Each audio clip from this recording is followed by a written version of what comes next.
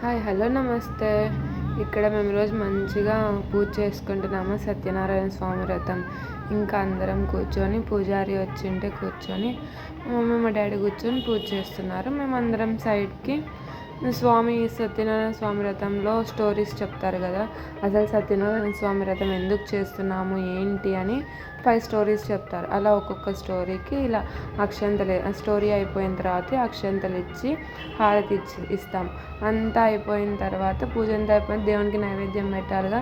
నైవేద్యం పెట్టిన తర్వాత ఏదైనా దేవుళ్ళకి పూజ చేసినప్పుడు అక్కడ పంచామృతం ఉంటుంది చూడండి, ఆహా, అది దాంట్లో ఉన్న టేస్టే వేరు అనుకోండి.